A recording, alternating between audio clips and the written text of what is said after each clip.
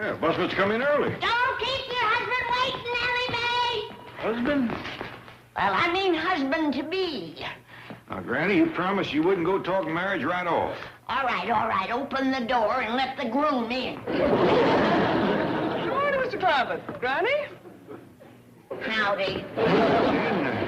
Apparently you were expecting someone else. I can come back. Oh, no. Come in. You're just in time for a heart-thumping treat. Guess who's coming? Cary Grant. Rex Harrison. Paul Newman. Get hold of yourself. It's Luke Short's boy. Who? Come to think of it, Granny, I reckon Miss Jane ain't ever seen Luke's boy. Well, you heard of him, ain't you? Well, I'm afraid not. Tell me about him. Well, first off, his pa owns a general store back home. Oh, yes, I've heard you speak of Luke Short's general store. Is this Luke Jr.? Well, his given name is Beauregard, but everybody calls him Bo. Luke had 13 young'uns, and Bo was a pick of the litter. Prettiest baby I ever did see. Had yaller curls all over his head. I remember when he was a boy, his pa used to cut his hair, the girls used to crowd around and scrap over the clippings. His pa had to take him out of school because the girls couldn't keep their minds on their studies. Then he went to clerking in the store, and Luke's business just doubled.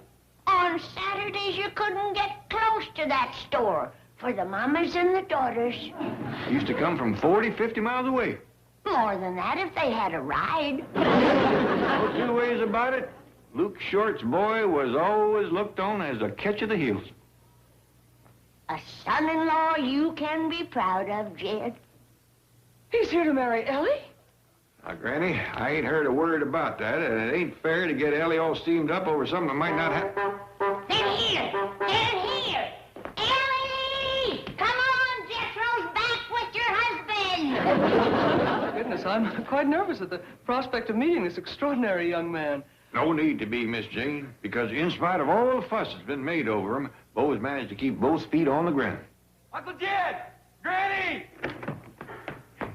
He's here! Come on in, Bo! Howdy. Howdy, Bo. Good to see you. Thank you, Mr. Clampett. Oh, you old heartbreaker, you! How are you? Hi, Granny. This here's Miss Hathaway. Howdy, Miss Hathaway. How do you do, Mr. Short? Well, everybody in the parlor. I'll fetch some cold cider. I'll get both suitcases. I'll do that, Jethro. You put the truck away. Yes, sir. Well, how was your trip? Your first visit here? Don't you care to talk? I'm sorry, ma'am, but for all I know, you might be one of them Hollywood sirens. Paul warned me not to answer no questions, because that's how they find out where you carry your money. I assure you I am not a Hollywood siren. Well, I'm glad, because I got pretty nigh $30 sewed into the lining of my suit. Go on in the parlor. I'll take these up to your room. I'll take them, Mr. Clampett. I brung presents for everybody. He's a regular fashion plate, ain't he? Yes, you don't see clothes like that too often. Of course, with his pa's money, he can afford to be a style setter. You go on in. I'll go up and fetch Ellie. Oh, let me do that. You go and entertain your company. Well, thank you. She ought to be ready by now. Granny got her started early this morning. I'll bet she's excited. Well, Granny is. I ain't so sure about Ellie. Ellie Mae, Beauregard's waiting to see you. Are you ready? Sure I am. Howdy, Miss Jane. Ellie Mae, what in the world? Why have you done this? Well, Granny told me to put on a dress because Bo Short was going to ask me to marry up with him. Well, he certainly won't ask you if you look like this. That's what I figured. But, Ellie, why don't you want him to ask you? You can always say no. Well, not with Granny around, I can't. Well, Granny's had me and Bo matched up since we was this high. But you didn't care for him. He never was nothing but a little sissy do. I used to beat him up and throw him in the pond. He wouldn't even fight back. I see. I sure don't want to marry up with no man that I can whoop. No, Ellie Mae, whatever your reasons, this will only embarrass your father. We'll think of a more subtle way to discourage Bo. I can't beat him up and throw him in the pond. I think we can be even more subtle than that. Maybe Ellie'd hurry some if she knowed that I brung her a bag of jawbreakers. No need to, Granny. Miss Jane will fetch her down. Well, I ain't waiting no longer. I'm gonna open my present right now. Ah, dog, look at this. The Pa turned me loose at the candy counter. Milk bottles, chocolate money, red hots, beehives, and my favorite candy bananas. No wonder the girls was always after you.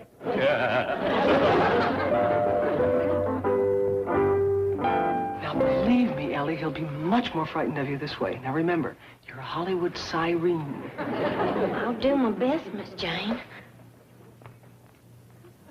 Here's Ellie. Now, come on, let's leave these young'uns alone. What's the matter, Bo? I just swallowed a jawbreaker. Ellie Mae, you've changed. Have I, Bo? Yes, ma'am. You ain't the girl I was expecting to see at all. Your face is full of powder, and your lips is painted, and you smell from perfume, and I've never seen such a tight dress. My daddy warned me to keep away from women like you. Did he, Bo? Yes, ma'am. But he's nuts. Let's get married. Where are we going? Outside! I'm gonna beat you up and throw you in the cement pond!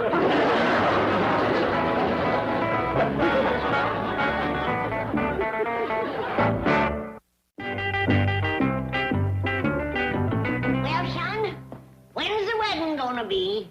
Granny, I've been wondering, do you think Ellie really wants to marry me? Why, of course she does. What made you ask? Well, if you hadn't have stopped her, she was going to beat me up and throw me in the pond. I never did like him, and I don't like him now. He ain't nothing but a sissy dude. I'm gonna beat him up and throw him in a pond. That ain't gonna do nothing but get Granny mad and Bo wet. Mr. Clampett, since I feel that I am in large measure responsible for this situation, I am ready to throw myself into the breach. What you mean? Well, when Mr. Short first met me, he assumed, mistakenly, of course, that I was a Hollywood temptress. Suppose I play on that theme and lure him away from Ellie. Well, that's mighty nice of you. Well, once you got him, what would you do with him? Ah, yes.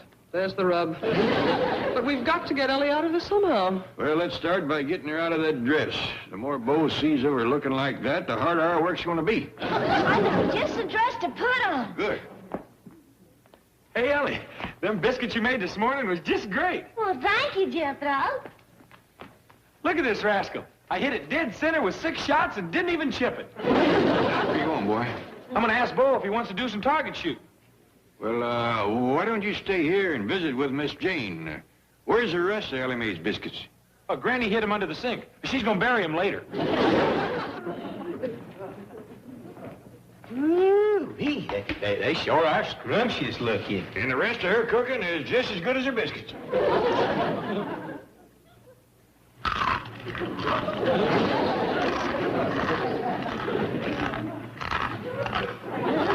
Nice and crisp. I reckon that brings us to the man-to-man talk. You sure you're in love with Ellie Mae? You know, to tell you the truth, there is one thing about marrying Ellie that's got me worried. What's that? Howdy, Bo. Howdy, Paul. Ellie Mae Clampett. Now you have gone and showed Bo what you really look like. I don't care. Oh, ain't she a mess? I declare you could throw her in the river and skim ugly for 2 months. Well, that takes care of my only worry. It does? Yes, sir. You see, I'm gonna be busy in the general store, and I need a wife that ain't too grand to slop hogs and scrub the floor and clean out the barn. You just gotta marry me now. Come on, we's going to the pond. Wait a minute, Ellie. He just ate one of your biscuits. He'll sink like a rock. Where are you taking me, Miss Hathaway? Just over to the sofa. I have something very important to talk to you about. But I'm already spoken for. I'm not going to ask you to marry me. I'm going to ask you not to marry any woman. Well, gee, what else can a fella marry? Oh, once in a blue moon, a man comes along who's the answer to every woman's dream. Her secret love, Mr. Ideal. Bo, you are such a man. I am? Yes. You're too good for any one woman. You belong to all women everywhere. I do? Yes. As long as you're free, they can have a dream. Don't break their hearts. What'll I do? Fulfill your destiny. Be a man of the world, a Prince Charming to all the lonely Cinderellas. Be the sweetheart of 1,000 women. Gee, I'm gonna need a bicycle. Hey, Bo, you ain't really gonna marry up with my dumb old cousin, are you? No, he isn't, Jethro. He's going to be a man of the world, a sophisticated international playboy, aren't you, Bo? Well, I'd heck to break all them women's hearts. It sounds like more fun than getting thrown in the pond, only I don't know how to be a sophisticated international playboy. Heck, fire, I can learn you. You, Jethro? I mean, you, Jethro, of course. What better teacher? Come on, Bo. What do we do, Jethro? Well, we go into town and we stand on the corner and we get us some girls. Is it that easy? It is when you got what we got.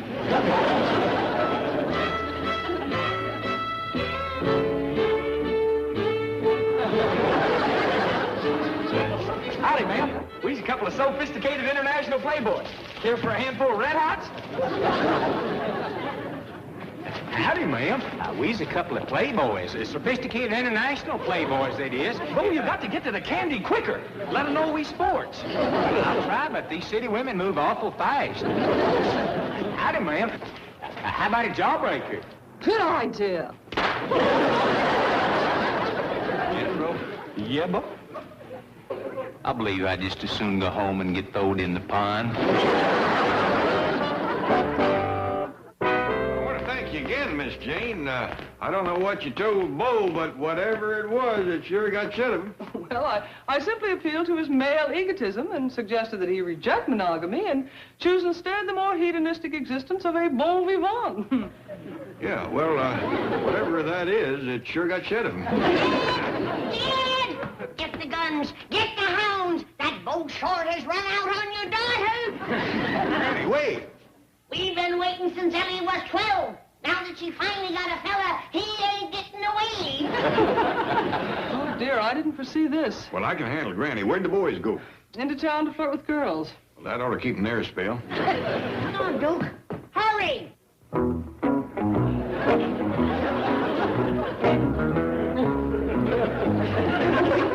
Get up, you lazy bag of bones. We gotta track down that two-legged weasel that has trumped on the family honor. Now, Jed. Here, Miss Jane. Now, just shoot to scare him. We want him to be able to stand up in front of the preacher. Well, let's have Miss Jane take her car and look for the rascal in town. Good hunting, Miss Jane. You know what he looks like, don't you? Roger Wilco. I hope she don't bring him back instead of Bo. She won't. Now, Granny, you scour the country out back of the house, and I'll cover the other direction. Can I take old Duke with me? My nose ain't what it used to be. Good luck. If I see him, I'll fetch him back. He might be limping a little, but he'll come. What are you shooting, rock salt? No, rice.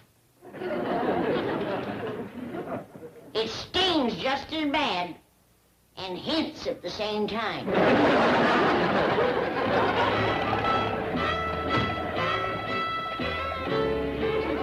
Jethro, why did you come back so soon? We wasn't doing too good, Miss Jane. I got a awful wallet. I'd have done fine if that hick hadn't been along. Know something, Miss Hathaway? Mad be, I just ain't cut out to be a sophisticated international playboy. You can say that. Oh, but you are. You both are. Handsome and intelligent, suave. And loaded with candy. What do you reckon could have went wrong? Of course. You don't have the one thing that immediately identifies an international playboy. What's that? Boutonnieres. What'd you do? Eat them on the way out? We don't stock them, Jim. I was referring to the flowers the debonair gentlemen wear in their buttonholes. You mean if we was to go back and stand in front of your bank with them flowers, we'll do better? I guarantee it. See you there. I'll see you later. Au revoir. Well, yonder some flowers. Let's get picking.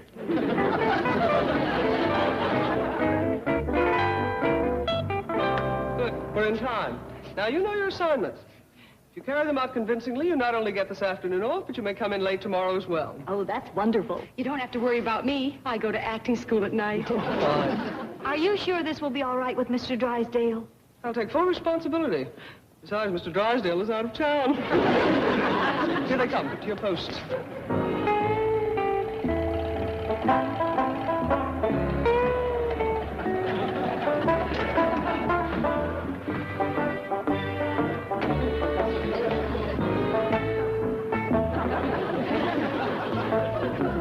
Howdy, ma'am. I'm a... Sophisticated international playboy. Yes, ma'am. See, Jethro, you don't even need the candy. Dog! Howdy, ma'am. Oh, I can't believe it.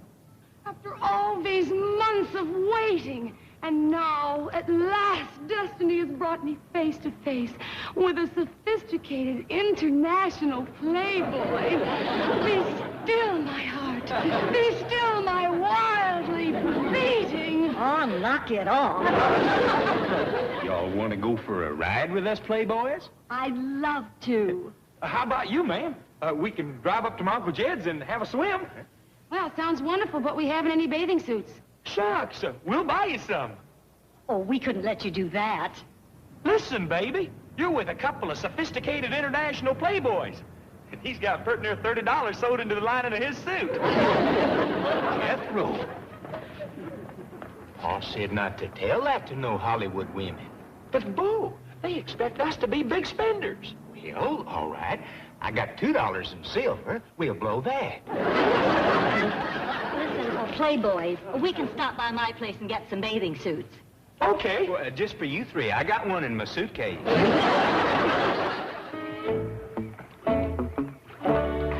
What's that you're wearing? This here's a swimming suit. You're kidding. Oh, it's been hanging in Paul's store for a long time, but nobody could afford to buy it. It's a going-away present. He let me have it for half price. I think it's cute.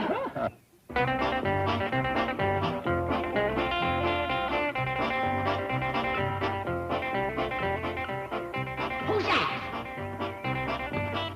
Howdy, Granny. Bo shows you miserable two-time environment. What are you doing with them strange women? Where's your bride-to-be? Oh, I ain't gonna marry Ellie Mae. You ain't? No, ma'am. I'm an international playboy.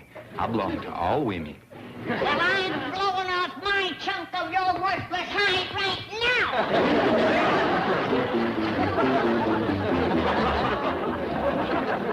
Is that a fact? Well, Luke, I wonder how come Bo didn't say nothing. Oh, yeah, I know what you mean. Jethro didn't get seconds on brains neither. Well, no, Luke, that ain't thunder. Sounds more like Granny, but I don't know what she'd be shooting at. Oh, yes, I do. I'll call you back. You hold him while I get some more rice. He's going to marry Ellie if it's the last thing he ever does.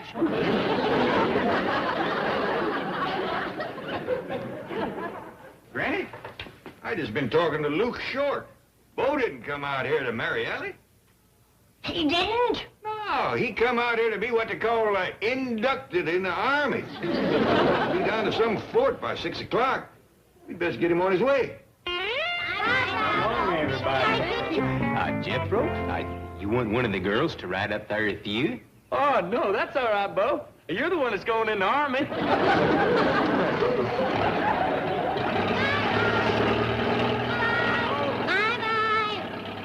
What I want.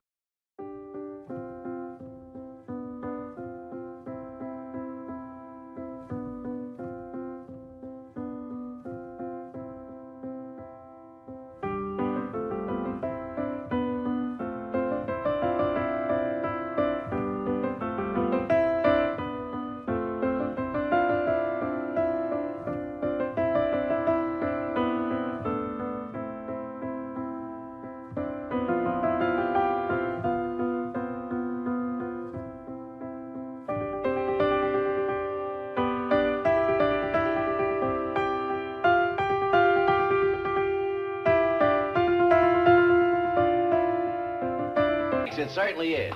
Why didn't you let me know you were coming to town? Oh, we didn't let anybody know. We're here under a cloak of absolute secrecy. Oh, well, excuse me, I'll get back to... Just a moment, Miss Hathaway. We need your pledge of silence. My goodness. What is it, John? Your oil company mixed up in some big defense project? A new secret rocket fuel, is that it? Of course, and you don't want foreign agents to know you're in town. Oh, it's even more important than that.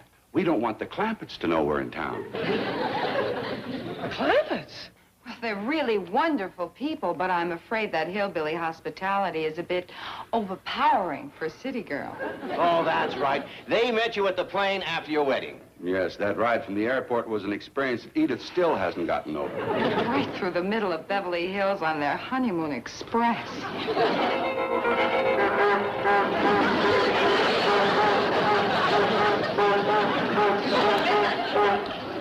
Never been so embarrassed in my life. Hang on, dear. We'll be at the hotel soon. Jethro, that's the hotel just up the street there. But don't stop in front. There's a basement garage. Just make a turn at that alley there. Oh, you're coming home with us first. We got a surprise for you. Another one? I mean, you've done too much already. This ride from the airport is something we'll never forget. Shucks, that ain't nothing compared to what's waiting for you at home. Oh, here's the alley, Jethro. Just make a...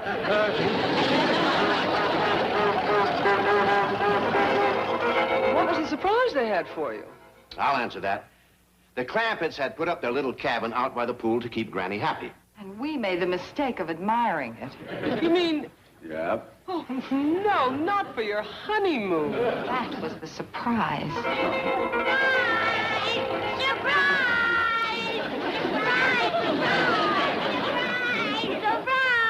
They're surprised, all right. Just look at their faces. Well, anyway, now you understand our cloak and dagger approach. The Clampetts, bless their well-meaning hearts, must not find out that we're in town. Our lips are sealed. Right, Miss Hathaway? Chief, the presence of Mr. and Mrs. Brewster in our city shall henceforth be considered classified information and shall not be revealed to any unauthorized person or persons under any circumstances whatsoever. Why don't you practice saying yes? Well, now that that's out of the way, we come to the point of our visit. Edith and I are going to settle down out here. Really? Wonderful. John's company is opening a West Coast office. And I promised Edith she can build a dream house. I spent my whole life in New York apartments, and this is really going to be a thrill. We've already found our lot, and we'd like your bank to handle the escrow. My pleasure. We're going to be here a week. Now, do you think we can keep it a secret from the Clampetts? Of course, right? On my honor, I do hereby pledge... Just say yes. As we're leaving, we'll telephone the Clampetts from the airport and tell them hello and goodbye. You know, dear, it might be safer if we just fly over their house and drop a note, huh?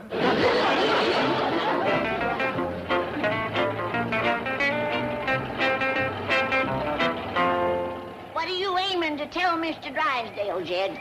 Well, I'm just going to tell him the truth, that we're fixing to move back home, leastways for a spell. Well, don't you let him talk you out of it. He's gonna yowl like a scalded cat. Oh, I think he'll take it all right. He knows you've had a hankering for a long time now. It ain't just me, Jed. Everybody wants to go back home. Ain't that right, everybody? I don't. Speak when you're spoke to. Just hush up and drive, boy. Well, Granny said everybody. You ain't everybody. I'm somebody. That ain't everybody. everybody. Well, the three of you ain't everybody neither. It takes four to be everybody. Just hush up and drive, boy. You can make sure we'll be glad to get back home. See, Jed? Everybody wants to go. That ain't everybody. 1, 2, 3, 4, everybody. Gee whiz, Granny. Just hush up and drive, boy. Can we come in? Well, of course. My goodness, this is our day for surprise visits. Come in, come in. Sit down. Well, see you later. Duty calls. Would you like some coffee? Oh, no, thanks. You're busy. We'll just get right to why we's here. You see, Granny's been kind of restless. Everybody has. Of course, and I understand. You've been here a long time, no change of scenery. I suggest taking a little trip. That's exactly what we had in mind. Good. Southern California has everything to offer. Mountains, beaches, desert. We's going back home. Fine. Now, I'll drop by this evening with some maps and folders, and we'll plan a little... You do mean this home? You mean the home where we come from? Today. Not 3 years ago. Home to the hills. Beverly Hills. Not those other hills. Those other hills, Mr. Drysdale. You can send Jez $50 million to Luke Short in Sibley. Luke's got a safe in his general store. Come on, Jez. No, you can't go. I won't let you go. What did you say? Mr. Drysdale, we got a lot to do, and it's a long drive back to our cabin. And I can't wait to get there. But you've got a cabin here, the one you put up beside the pool, remember? It ain't quite the same. Now, stand aside. What will I tell the Brewsters? You mean them honeymooners? Yes, they're back in town. Granny, you remember that pretty little city woman that fell in love with the cabin? Oh, yes. And they still talk about that wedding night. Is that a fact? You know, Jed, I never did get to learn that poor city woman about how to make lye soap or sling chitlins or butcher hog. Here is your chance. You gonna be here for a spell? For a whole week. Well, doggy. It would be kind of a shame to leave just now, wouldn't it? I reckon the Brewsters would look on it as downright unfriendly. Let's go home and commence making the cabin ready for them. Oh, I'll never forget this. Neither will the Brewsters. Are you fetch them to our place? I'll get them there somehow. Sometime this afternoon. We'll be ready for them. See you later. Bye. Bye. What a terrible thing to do to the Brewsters.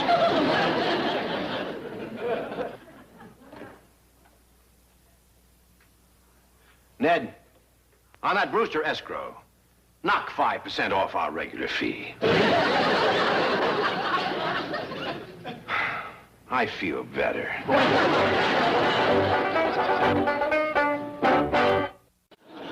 I never did see anyone so fond of pigs and chickens. Charmin, she calls them. Funny how life has come full circle. As Mr. Brewster had made us rich by buying our oil.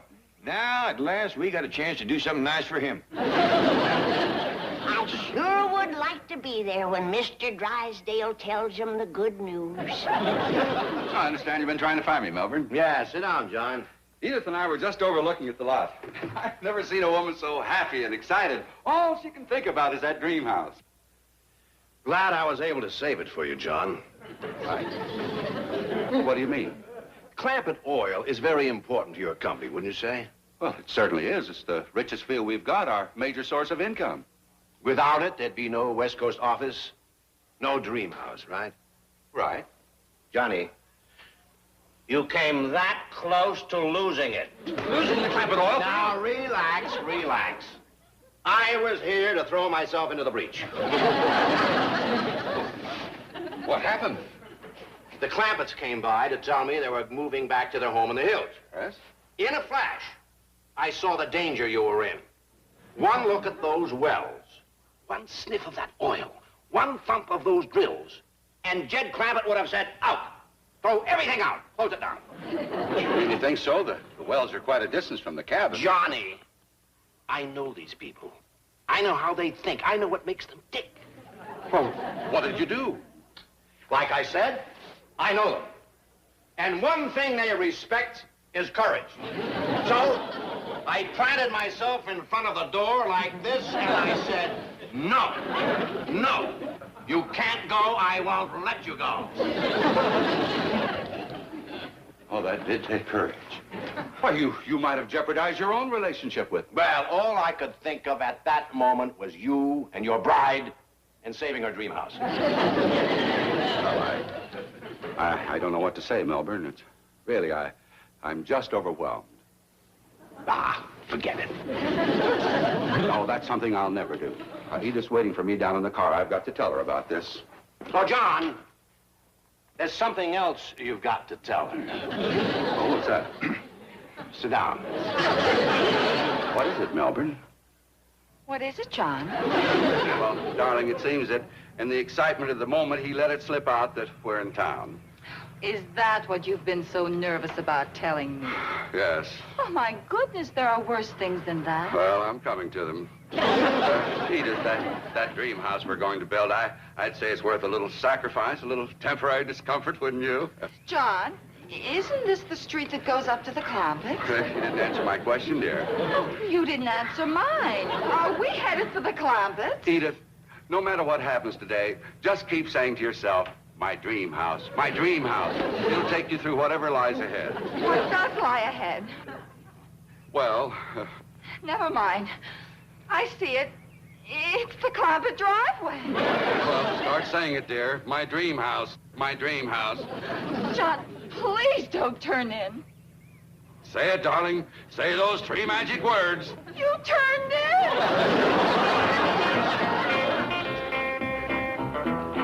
My dream house. Did you hear that, Jed? My dream house. Sure grabs at your heart, don't it? Here's a holding chicken for you, Miss Brewster. Oh, here. Let me hold it, dear. Well, in here, Miss Brewster, you can have the pig.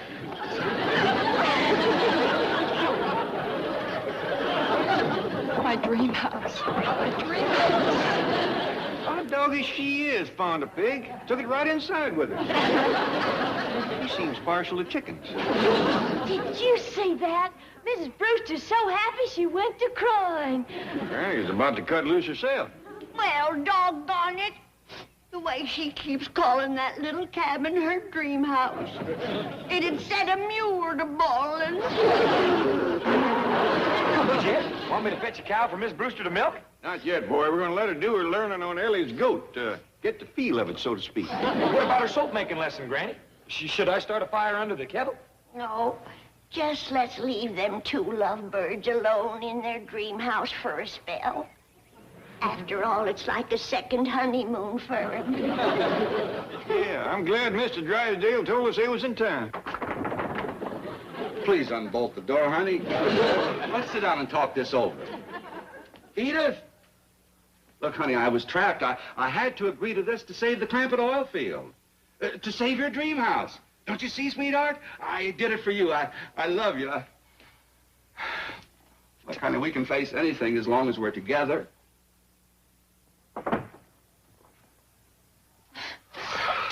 John, I'm sorry I've been such a child. It's all right, precious. I feel better now that I've had a good cry. Well, of course you do. And you're absolutely right. We can face anything as long as we're together. Ah, that's my wonderful girl. And someday we'll look on this as a lark. We'll look back on it and we'll have a good laugh. When we're in that beautiful dream house, huh? Oh, yes. Come in. Hello, honeymooners. Hiya, Granny. How's everything? Oh, just wonderful, Granny. Fine. I got a dandy surprise for you. Young'uns, fetch in Thelma. Thelma?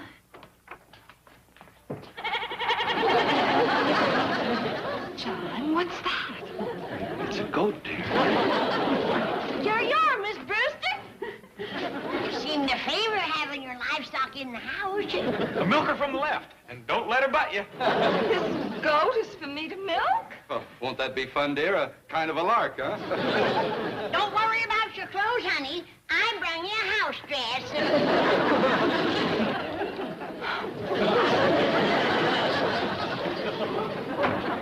Poor little thing. She just can't take too much happiness, can she?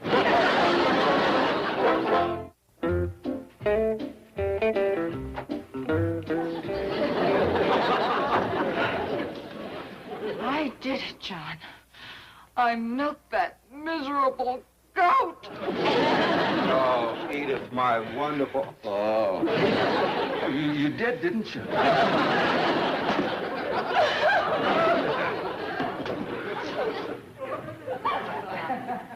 Cheer up, dear. The worst is over.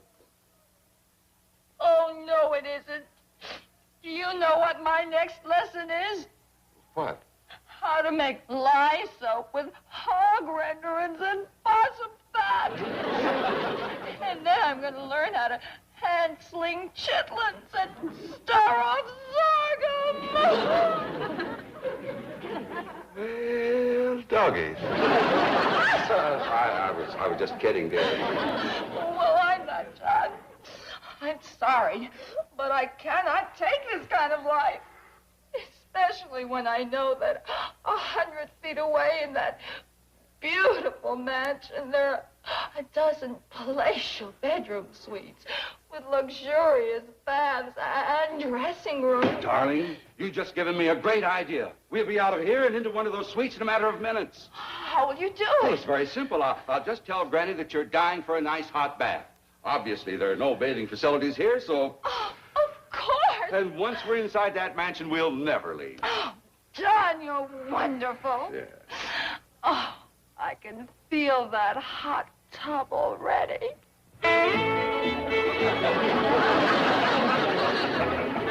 You're turning a nice rosy color, Edith. I doubt it. This water's pretty hot.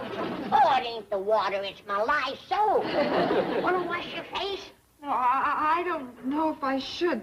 John has always admired soft, delicate skin. Then this is what you want. This would tender up a gator's hide. I think I've had enough. Want me to go over your back with the brush again? No, please. I'd like to get out now.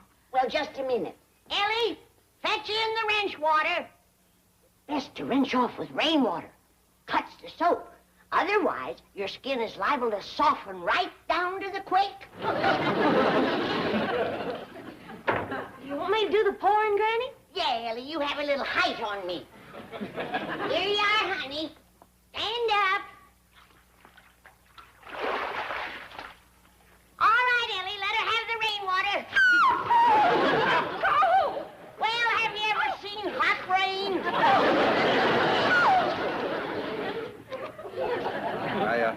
I wonder if I should check on Edith.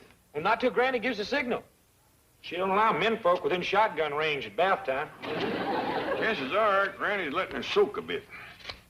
You see, this time of the year, she puts a little extra possum fat and coal oil in her soap.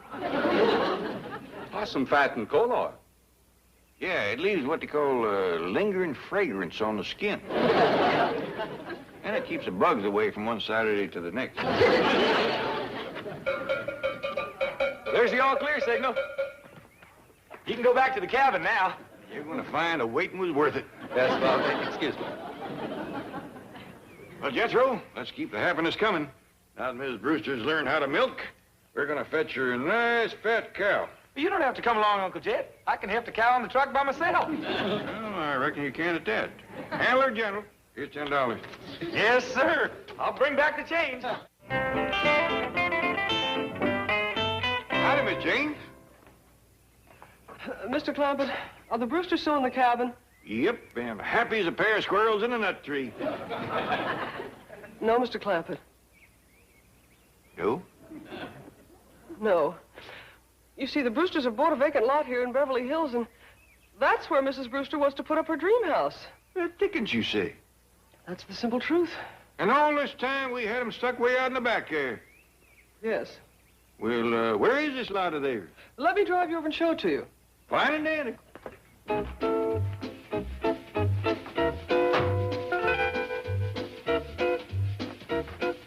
morning, Miss Hathaway. Good morning, Chief. You know, I could hardly sleep last night for worrying about the Brewsters. They're waiting for you in your office. Oh, Chief, wait. Everything's all right. it is? Yes, they moved into their hotel last evening. Oh, well. Melbourne, I thought I heard your voice. Edith and I are going to pick up our architect and drive by the lot. I thought you might like to come along. You too, Miss Hathaway. Thank you, but I've seen the lot. It's just lovely. I'll be back in about an hour. Well, John, Edith, how do you like the way I got you back into your hotel room so quickly? It was magic, Melbourne. You're magic. Just took a little intelligent thinking. We're getting close, Mr. McKeegan. You certainly are fortunate to find a vacant lot on this street. They paid enough for it. By the way, John, did anyone mention a 5% discount on your escrow fee? No. Good. Forget it. Here it is, coming up on your right. Cary Grant is one of our neighbors. Edith's so thrilled she doesn't know what to... What? Oh, John!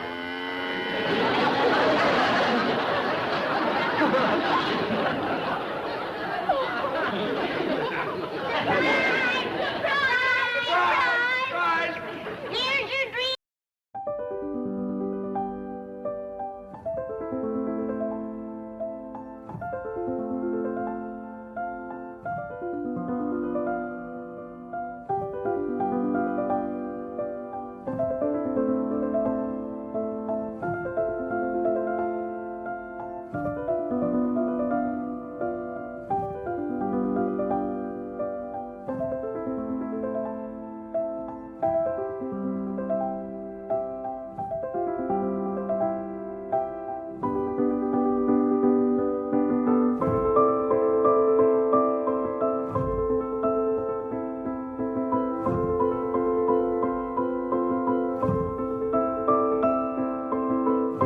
On the other hand, wants the family to stay here. Fine, intelligent boy. Ellie Mae will do whatever Jed says. And what does Jed say? Well, for the time being, at least, he favors staying here. Wonderful man. Salt of the earth. Well, that takes care of that. I'm afraid not, Chief. You still have Granny to contend with. Forget it. Without the others, what can she do?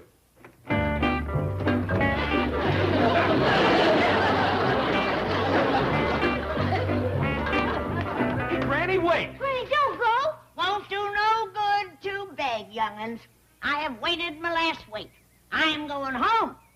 You can't walk all the way home with this load. How are you going to push it up the hill?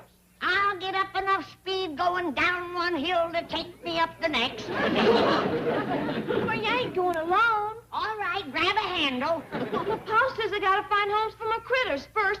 Can't you wait a week or so? I have spent my last night in Beverly Hills, and I have missed my last Dewberry Festival. I am going home. How are you going to find your way? I'll sniff my way. The Sweet William and Verbena is in bloom. Oh, Pa, you gotta stop her. Ellie, ain't nobody gonna stop Granny once she got her mind made up. She is kind of set in her ways. That little woman is so muley. If you throw her in the river, she'd float upstream. Uncle Jed, Granny Bowser declares she's going to walk home. Well, the only thing to do is let her get it out of her system. Well, she can't walk all that way pushing that load. She won't. About 10 or 15 miles up the road, her feet'll talk her out of it. Goodbye, everybody. I'm leaving. Whatever you do, don't coax or plead. The more we beg, the more she's gonna enjoy going.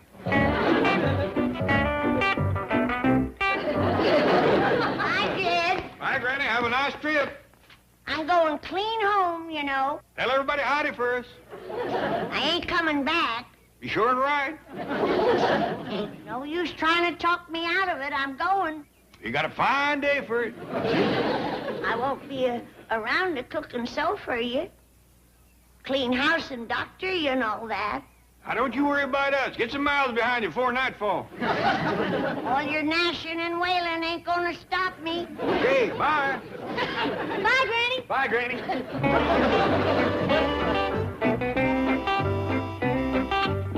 I'll be switched. Not a gnash or a wail.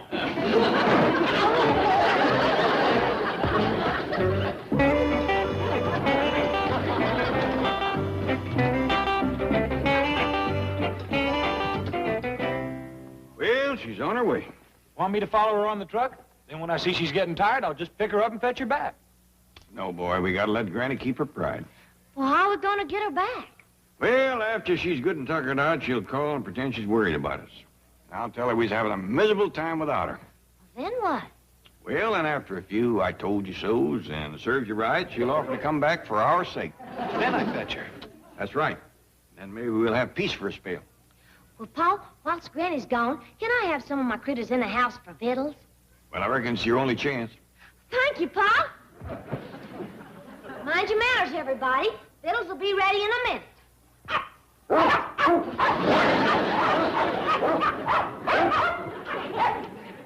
Hey, Ellie Mae, you're gonna have to get these critters out of my bachelor pad.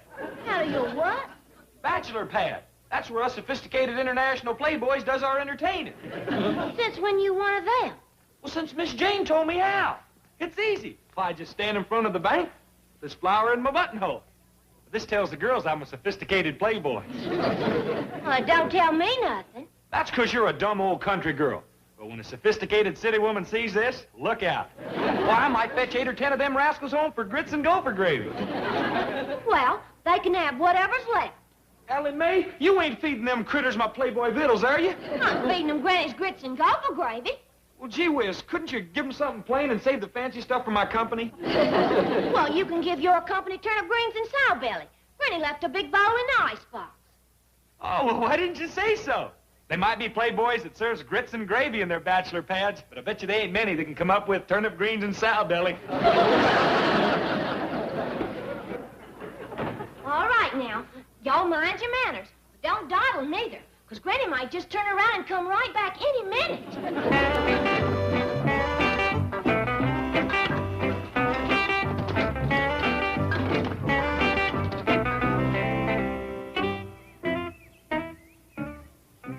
None too soon, neither.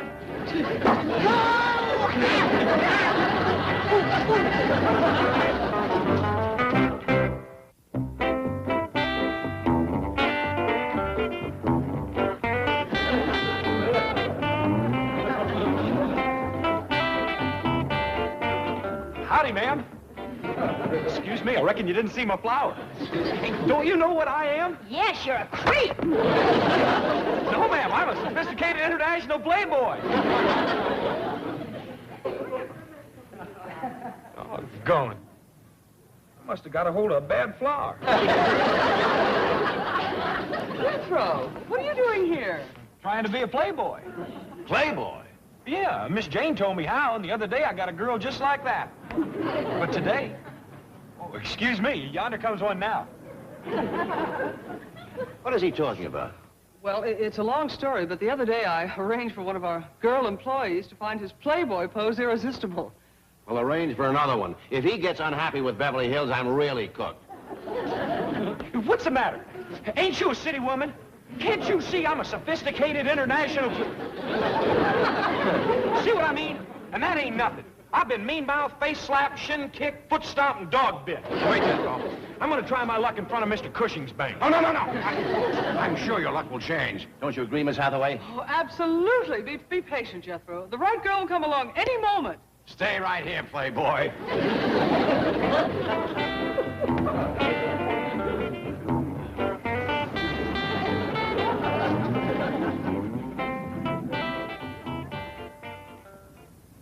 Well, there's the Commerce Bank. And there's our masher. That hayseed? He fits the description they gave me at headquarters. He's pretty big. Maybe I'd better make the arrest. I'm supposed to get some evidence first. Let him make a pass at me. You wait here. I can handle him. Howdy, ma'am. The heck with this. I'm going home and get something to eat. Howdy, ma'am. Well, hi, handsome. Hey! You must know a playboy when you see one, huh? I sure do. You want to come up to my bachelor pad? That's all I need to hear. Okay, Buster, let's go. You really are anxious, aren't you? When do you see the victuals we got? Greens, sow belly, pone, sorghum? You're not getting away from me. You really must like greens and sow belly. They'll be dancing, they'll be singing, all the bells will be ringing. They'll be dancing, they'll be singing when she Oh, they'll tap a keg of cider when she comes. Oh, they'll tap a keg of cider when she comes. Oh!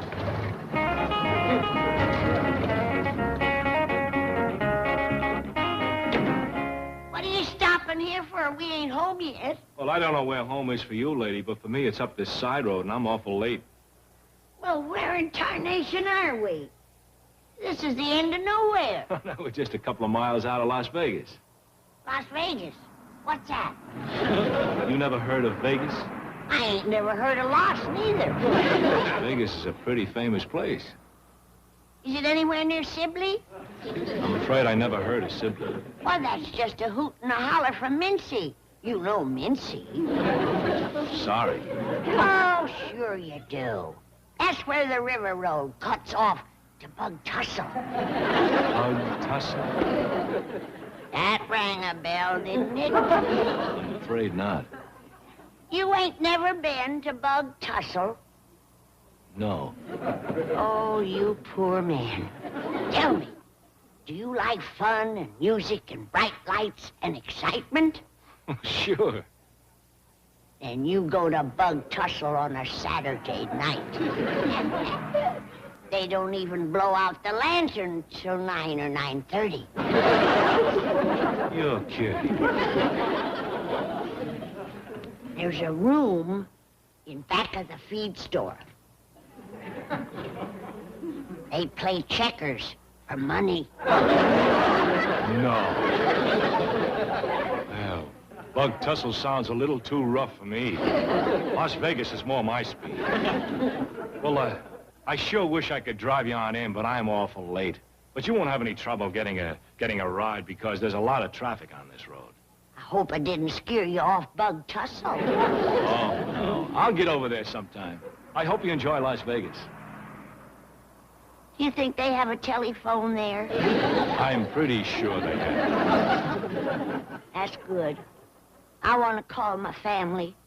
They's probably having a miserable time without me. I hope.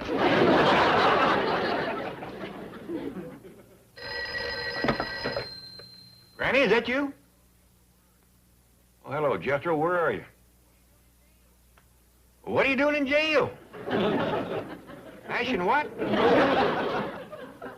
What'd you do, step on her foot? Boy, you ain't making no sense. All right, I'll have Mr. Drysdale to come over and help you. All right, I'll tell him to bring a bail bucket.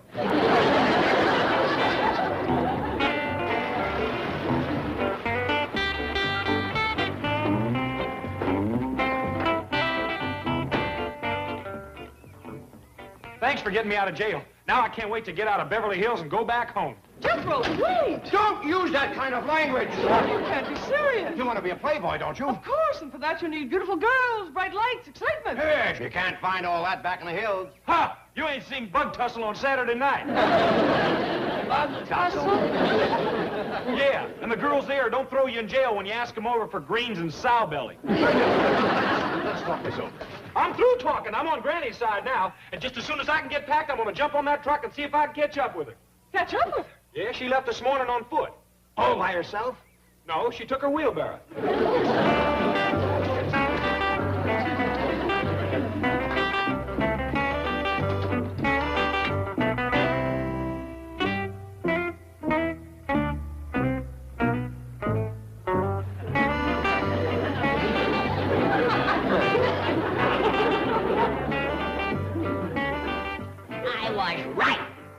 Vegas ain't no Bug Tussle. I bet it ain't even got a telephone.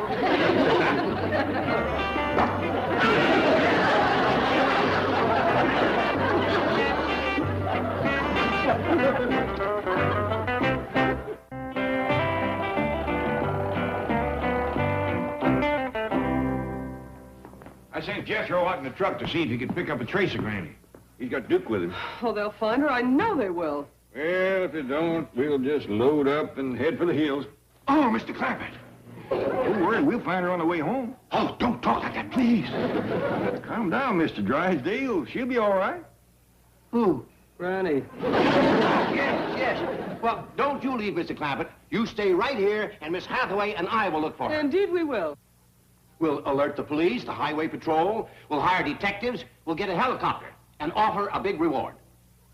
Well, that's nice here, but you don't have to go to all that trouble.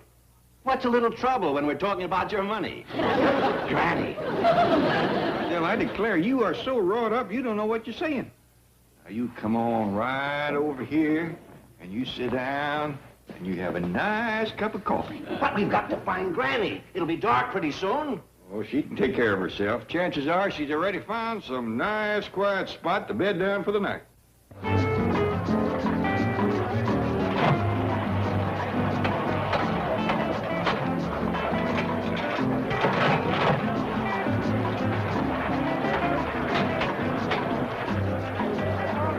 Hello, Dad. Dad, this is Granny. I said Granny. Quieting down out there, I can't hear myself think. Hello, Dad. Hello, Granny, where are you? I'm in some crazy town called Las Vegas. I tell you, Jed, this place makes Saturday night in Bug Tussle look like Sunday morning in Sibley. Some place called Las Vegas. Las Vegas? Well, there goes my money. I mean, your money. Granny, should I send Jethro on the truck to fetch you? Oh, you can't do that. It's over 300 miles. Just a minute, Granny. 300 miles? Man, that's what you call walking. If she hadn't been pushing that wheelbarrow, she'd be plumb home. Hello?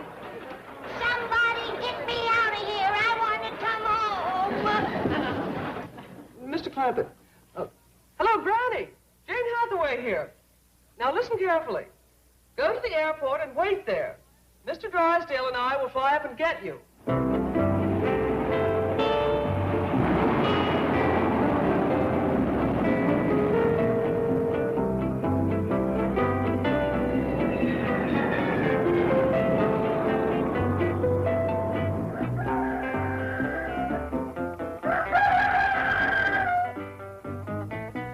That's real good, Bessie. All you need is somebody to work the pedals for you.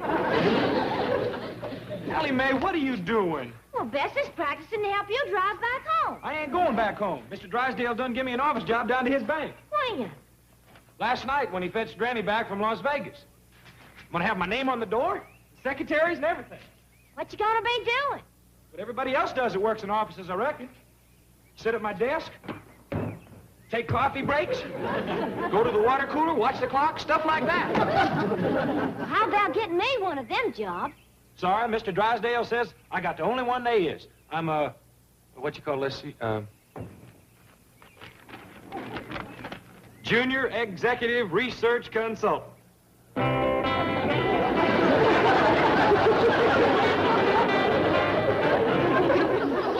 wonder if Junior Executive Research Consultant might have been an unfortunate choice of titles. So I'll give him a new title. Did you get him some girls from the secretarial pool? This is the secretarial pool. I simply put Jethro's name on the door. That should take care of our frustrated playboy. That leaves our frustrated queen of the road. Oh, don't worry about her. Granny was so exhausted and bewildered by Las Vegas, I don't think she'll want to hit the road again for a long time. I tell you, Jed, I used to think Beverly Hills was full of nuts. But that Las Vegas has got 'em all beat. What do they do that's so nutty? Well, first of all, they got hundreds and hundreds of these little picture machines all over the town. Picture machines, huh? Yeah. You drop in some money, haul down on this pump handle, and little pictures goes to spinning around. I see. And, Jed, people stand around just pouring their money into them things. I find pictures. Can't even see them till they stop spinning. And when you do, guess what you have spent your money to see? What? Little bitty pictures of some sorry-looking fruit. Yeah. Lemons, cherries, plums, oranges. And they ain't even specially good pictures. Well, how much does it cost to look at these pictures? Oh, they got 'em all prices. I watched one fella, he was pumping in nickels, turned around, and there's another fella spending dollars to see the same sorry picture. Well, it does seem a mite frog-brained. Didn't nobody complain? None to speak of. I was there a good while, and I only seen 2 or 3 of them get their money back. Jed Clampett speaking. Oh, hello, Jethro. Well, this minute I'll see. Jethro wants to know, can he fetch home his secretaries for victuals? Sure. Fetch away, Jethro. Come on, let's go. There's the truck up the street yonder. You all pile on and we'll go up to my bachelor pad. Any more girls in there? All right, Buster, let's go. Oh, it's you again. I see you didn't learn your lesson. Well, this time you won't get out so easily. Oh, just a minute. Them girls is all my secretaries. Sure they are. Well, it's true. And I'm what you call a junior executive. You're what you call under arrest.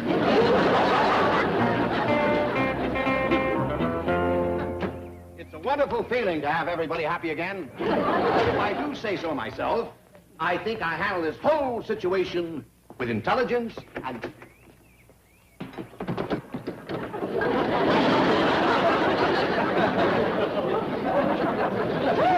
Wait! Nothing doing. I ain't spending 1 more minute in Beverly Hills. Granny, come back, please. Won't do you no good, Mr. Drysdale. She's on her way. I thought everything was fine. What happened? Well, what started her off was cooking a whole table full of company victuals and then Jethro not showing up. If you ask me, she can't wait. Oh, no, Frederick. We're not going inside. I just want to take a close look at the entrance to see where my name will look best. Your name, madam? Yes. In a short while, this lovely edifice will no longer house those dreadful hillbillies. It will be the Margaret Drysdale Art Center. Congratulations, madam. I hadn't heard the Clampetts were moving. And neither have they. Nor has my husband. So your silence is essential. Oh, I understand, madam. This is my most inspired plan. With one master stroke, I shall rid the neighborhood of these squatters and leave a lasting monument to art and culture. Isn't it brilliant, darling? I beg your pardon, madam? I was speaking to Claude. Don't want to attract that hound dog bully. Whisper to Mother.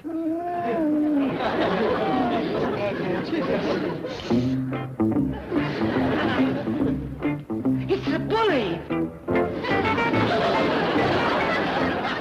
Quickly, Fredericks, before Claude gets one of his migraines. Vicious, bloodthirsty cur! Well, I thought I heard something out here. Howdy, Miss Drysdale. Glad you could drop by.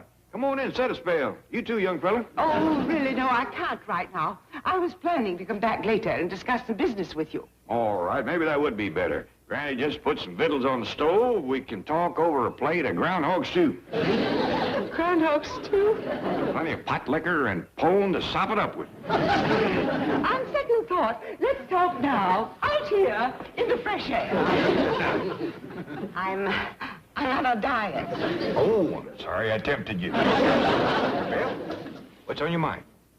Mr. Clampett, this huge mansion must be a lot of work to maintain, what with no servants. Yeah, it does kind of keep us hopping, especially Granny. With her, everything has got to be scrub board clean. There's a way to let the city take over the drudgery of cleaning. And at the same time, you can make a lasting contribution to the happiness and culture of the people of Beverly Hills. Well, that sounds like a good day's work. How'd I do it? Donate your home as an art gallery. An art gallery? Yes.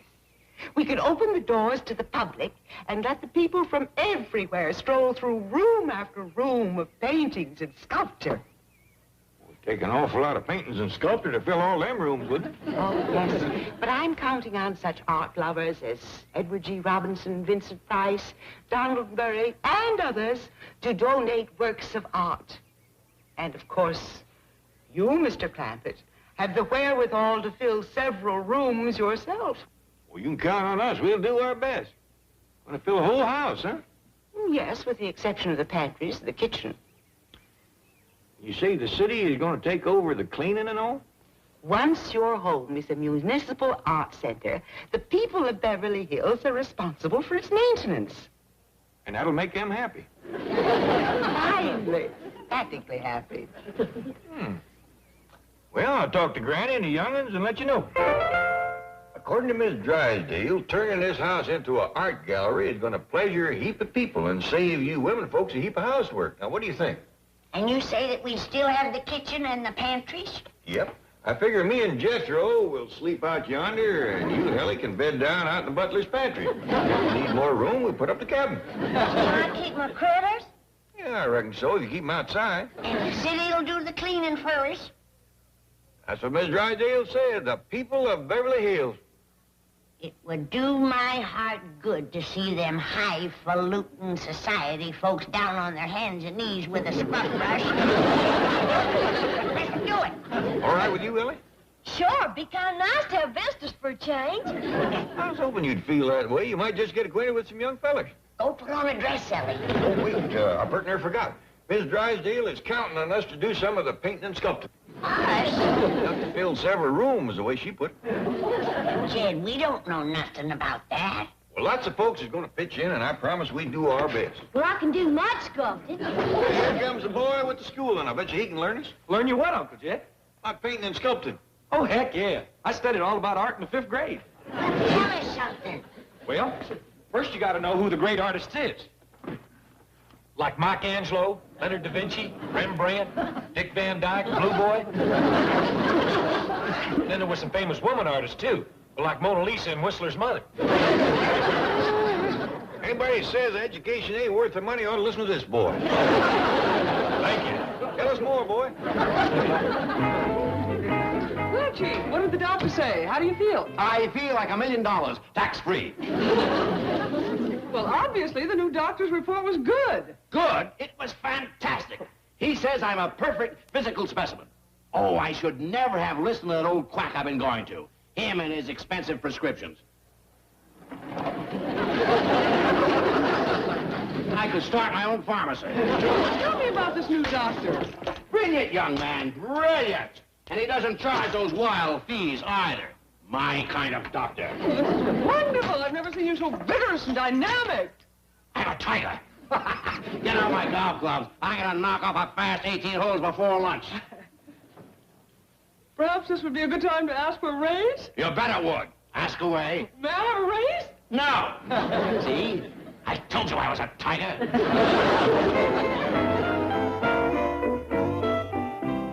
Claude, dear.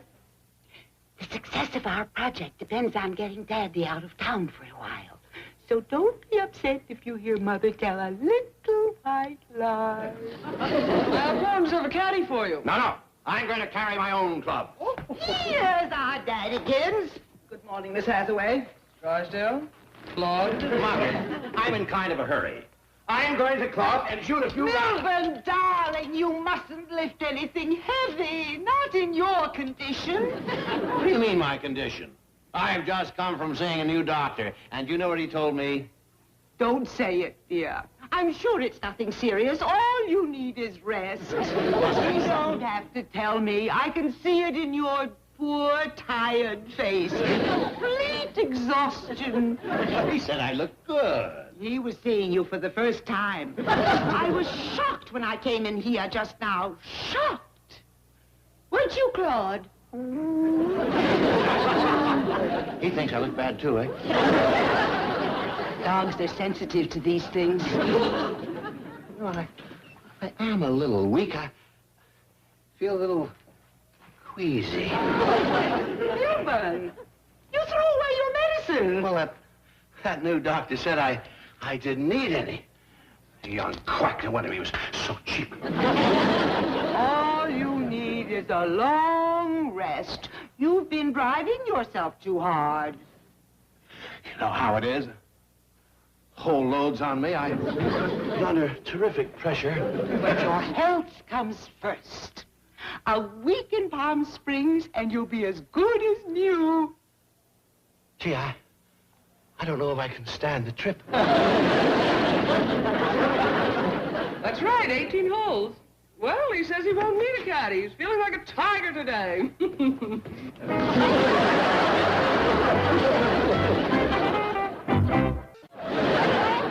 gonna mix me up a bunch of clay and go to mud sculpting. Mud sculpting? If this is going to be a first-class art gallery, we got to have rock statues. Well, why don't you make that your job? Hot dog. I'm going to find me a rock and chisel me out a masterpiece.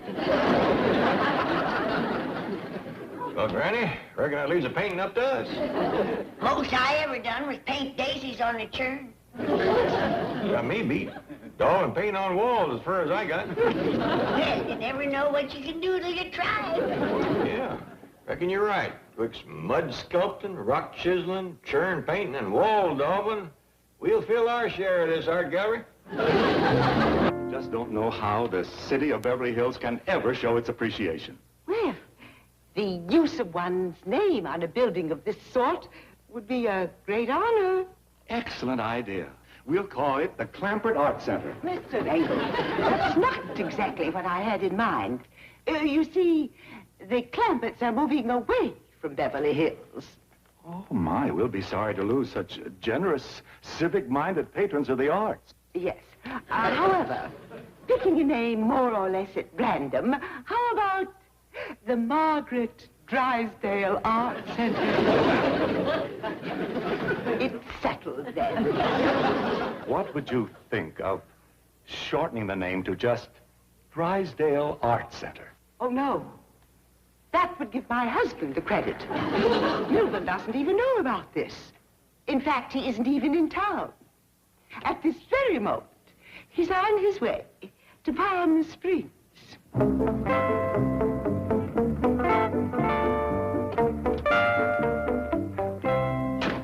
Mr. Drysdale, I really don't think we should stop here. You're not strong enough. It's all right, Fredericks. Open the door. I'll rest better if I know that all is well with the Clampetts. But, sir, you're a very sick man. I know. Let me talk to the Clampetts. I'll explain that you're ill, sir.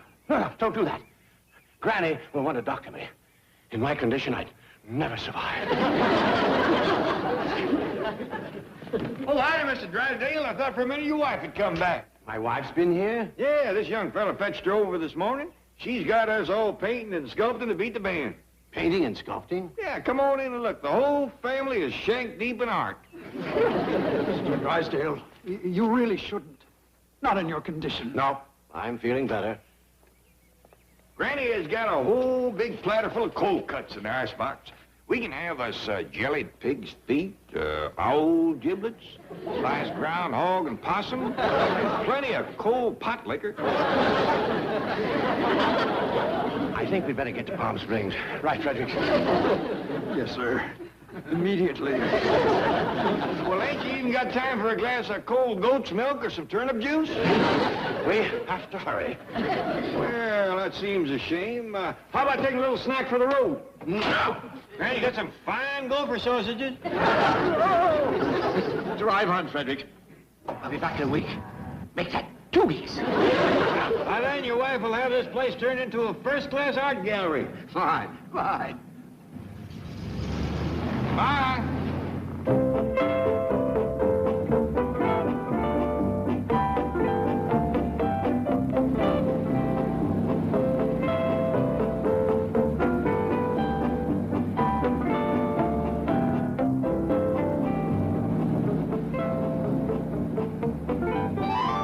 Art gallery?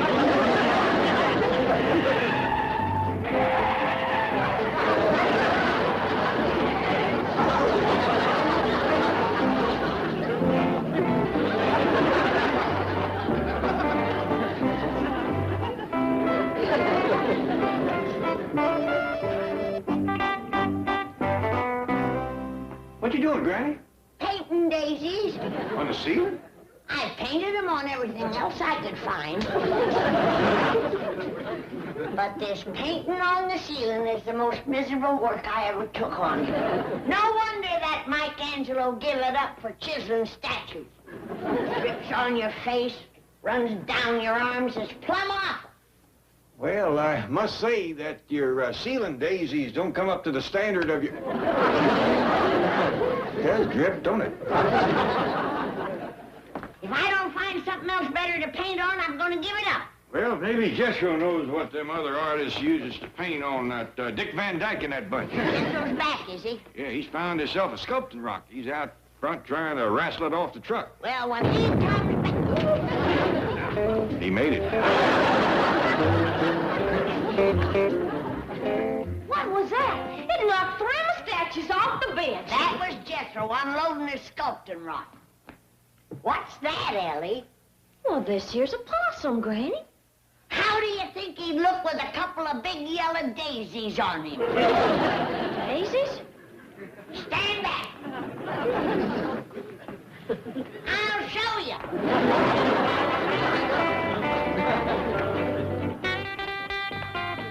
Ain't this a doozy, Uncle Jed? I'm gonna chisel me out a masterpiece and a half. Did you hurt your foot again? No, sir. I'm getting real smart on handling these big rocks. Well, where you aim to do your chiseling? Out back by the cement pond. How do you aim to get the rock back there? Should have left it on the truck, shouldn't I? I'll just have to chalk it up to more suffering. What is all this about suffering? All the great artists does it, Uncle Jed. Mostly they lives in attics and stars. And their paintings get mean-mouthed something awful. Till after they's dead. I reckon I never starved enough to be a good painter. Well, there's a quick way to suffer. Just do what old Vince Van Gogh done.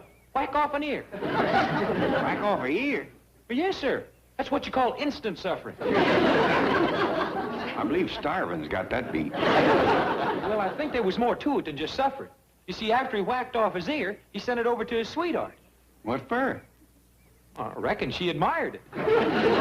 Miss Van Gogh fella, was he a good painter? Yes, sir. One of the greatest that ever lived. Well, why didn't he just paint a picture of his ear and send that? Maybe he was too poor to buy canvas. Is that what the regular artists paint on? Yes, sir. Mostly it's that. Well, go fetch Granny some. Well, I ain't just sure where you get it. That's Miss Jane. She'll help you. Well, yes, sir. Oh, while I'm gone, would you like to throw my rock around by the cement pond? No, thanks. Be a dandy way to supper. I believe I'll pass it up. If Ellie'd like to supper... Forget it, boy.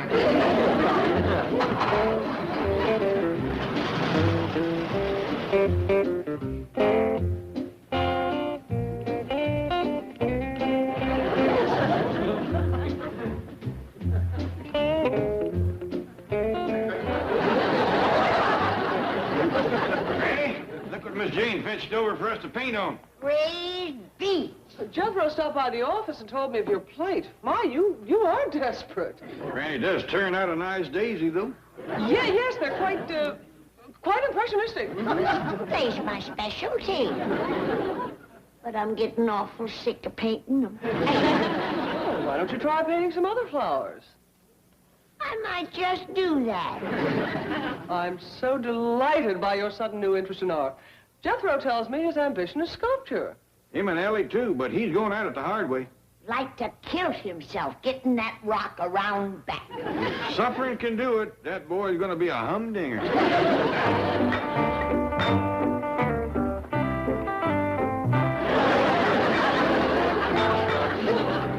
Mr. Bodine, Yes, ma'am? do you mind if I take a break? Oh, heck no.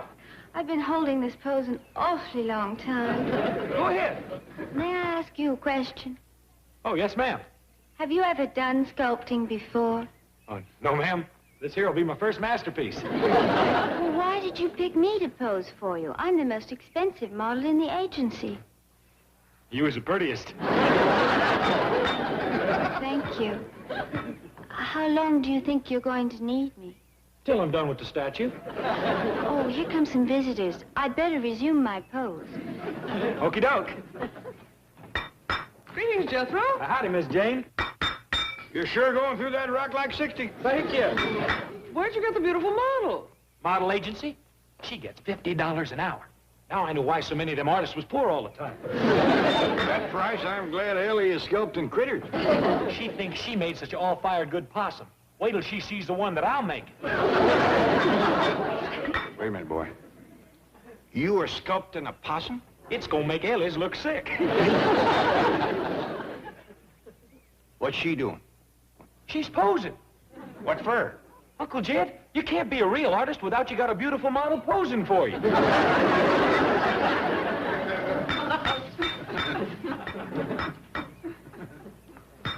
Here you are, ma'am. Just peel off whatever you got coming, and thank you kindly. Mr. Engel, did you have in mind a plaque of about this size? Now, before we go into that, hadn't we better get Mr. Clampett's signature on this grant deed? Well, howdy there, Miss Drysdale. Mr. Clampett, I'd like you to know Mr. George Engel, the chairman of our Fine Arts Commission. Well, I'm proud to meet you. My pleasure, Mr. Clampett. Miss Drysdale, I'm afraid we only got one room filled so far. Filled with what? Masterpieces, art treasures, and such. Oh, thrilling! May we see them? Yes, ma'am. Step right in. Oh.